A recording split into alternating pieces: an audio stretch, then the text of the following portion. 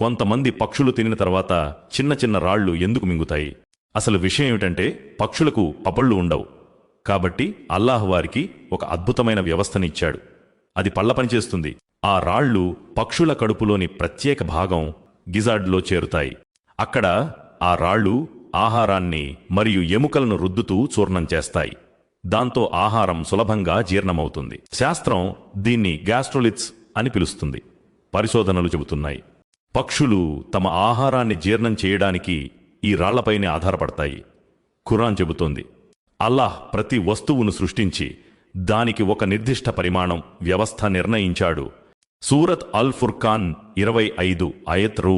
అంటే ఏ సృష్టి యాదృచ్ఛికంగా లేదు. ప్రతిదానిలో ఒక దైవిక ప్రణాళిక, డివైన్ డిజైన్ ఉంది. అది మనిషైనా పక్షి అయినా చీమైనా ప్రతి ఒక్కరికి వారి అవసరానికి సరిపడా వ్యవస్థ ఇచ్చాడు.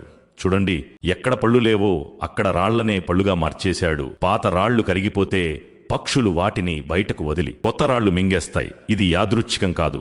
రబ్బుల్ ఆలామీన్ ప్రపంచాధిపతి యొక్క అపార శక్తికి ఇది స్పష్టమైన సాక్ష్యం. ఖుర్ఆన్ శాస్త్రానికంటే ఉన్నతమైనది. మోమిన్ విశ్వాసి తన విశ్వాసాన్ని ఖుర్ఆన్ మరియు సహీ హదీస్ మీద ఉంచుతాడు. సహాబాలు రజీయల్లాహు అన్హుం ఎలా అర్థం చేసుకున్నారో అలా అర్థం చేసుకోవడమే నిజమైన ఈమాన్.